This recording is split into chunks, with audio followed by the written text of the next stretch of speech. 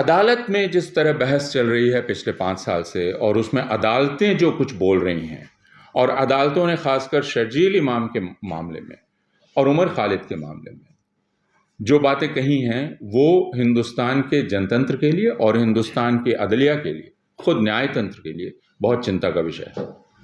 वह इसलिए कि वो ये कह रहे हैं कि हाँ, उमर खालिद ने ये नहीं कहा था, लेकिन उमर खालिद इतना शातिर दिमाग है कि उसके दिमाग में कुछ था जिसको वो नहीं बोल रहा था, और इसलिए उसको सजा मिलनी चाहिए, उसको जमानत नहीं मिल सकती।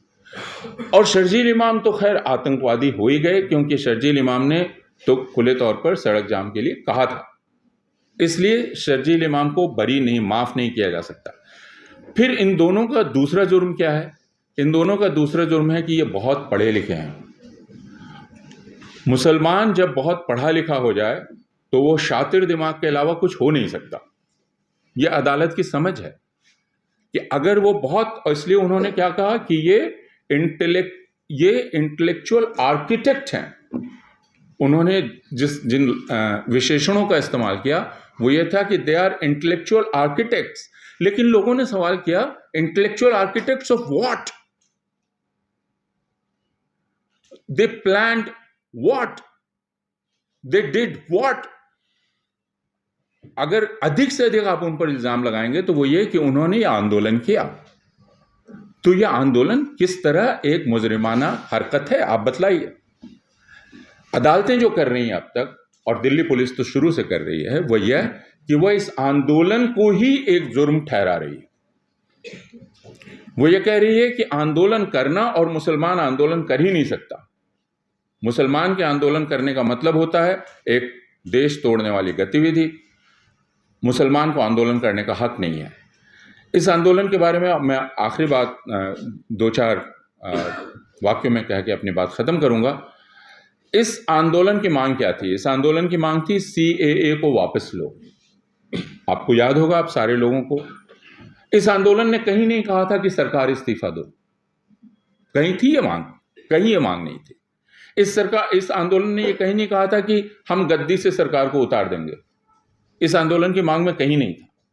तो फिर पुलिस का यह इल्जाम कि ये चाह रहे थे कि हम रेजीम चेंज करें, और दूसरे सरकार को रेजीम कहना, यह भी एक जहनियत है जिसके बारे में हमें सोचना चाहिए।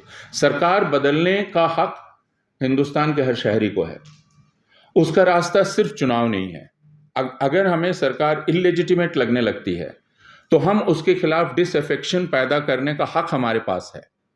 हम लोगों के बीच जाएंगे, लोगों के बीच डिसअफेक्शन पैदा करने की कोशिश करेंगे, क्योंकि हम उसको गलत मानते हैं। हम मानते हैं कि वो गैर संवैधानिक काम कर रही है, वो लोगों के खिलाफ काम कर रही है। यह हक हम सब लोगों का है, हिंदुस्तान के हर शहरी का हक है। यह हक उसको संविधान से मिला हुआ है कि हम सरकार के गलत काम का विरोध कर सकते हैं। हम सरकार को अगर इलेजिटिमेट मानते हैं तो हम उसके इस्तीफे की मांग कर सकते हैं। उसके लिए हम चुनाव का इंतजार नहीं करेंगे।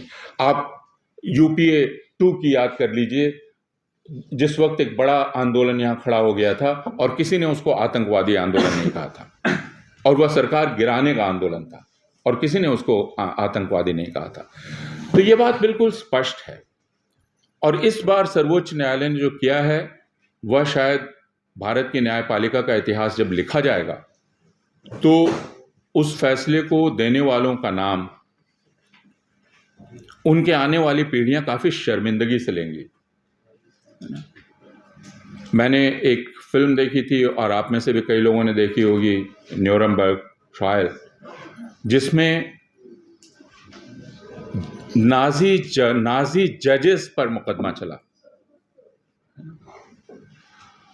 नाजी जजेस पर।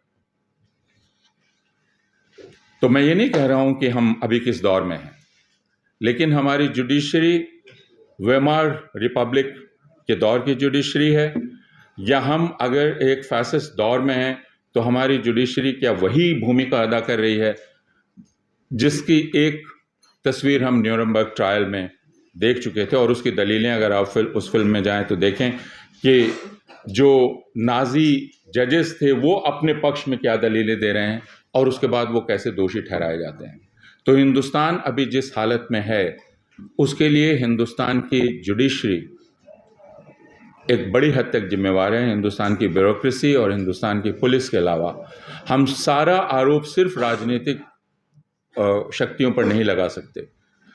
ये जिम्मेवारी थी डिस्ट्रिक्ट मैजिस्ट्रेट की, ये जिम्मेवारी थी पुलिस की, और उसके बाद ये जिम्मेवारी थी अगर हर तरफ से नाइंसाफ़ी हुई तो जुडिशरी की कि वो इंसाफ करे, और उसने उसमें ये साबित किया कि उसकी इंसाफ में दिलचस्पी नहीं है।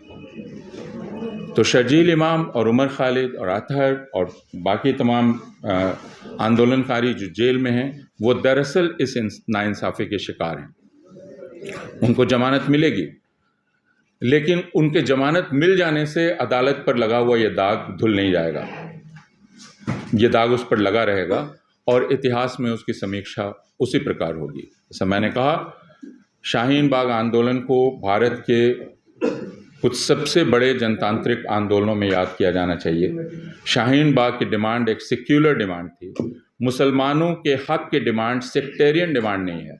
मुसलमानों के हक की डिमांड सेक्युलर डिमांड है, क्योंकि वो कॉन्स्टिट्यूशनल डिमांड है।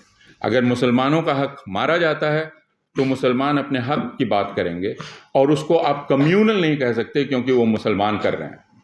इसमें जितनी दलीलें पुलिस की तरफ से दी गई हैं वो ये कि चूंकि मुसलमान बस्तियों में हो रहा था, चूंकि मुसलमान बोल रहे थे, चूंकि मुसलमान, इसलिए यह कम्यूनल है। मैं ये कह रहा हूं, मुसलमान अपने सेक्युलर अधिकार की मांग कर रहे थे। मुसलमान होने के साथ इस देश में इज्जत और पूरे हक के साथ जीने के अधिकार की मांग कर रहे थे, और इसको आप किसी भी सूरत से कम्यूनल मांग नहीं कह सकते।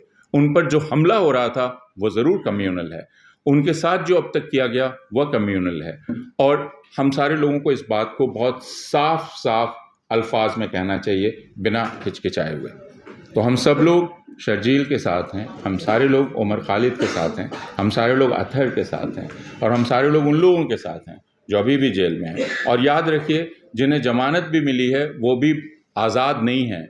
उन पर 1000 पाबंदियां लगाई गई हैं। वो ज़ुबान नहीं खोल सकते, वो अपनी बात नहीं बोल सकते, वो एक जगह से दूसरी जगह नहीं जा सकते। तो यानी उनको आपने तिहाड़ जेल से निकालकर एक बड़ी जेल में डाल दिया है, आपने उनके सारे शहरी हक छीन लिए हैं। तो हम वहाँ भी राहत महसूस नहीं करते हैं जिन लोगों को जमानत दी गई है उनको लेकर कि वो आज़ाद हैं। हमें अभी वह मांग भी जारी रखनी है कि उनको आज़ादी पूरी तौर पर, मुकम्मल तौर पर और असली आज़ादी उनको हासिल हो। बहुत शुक्रिया।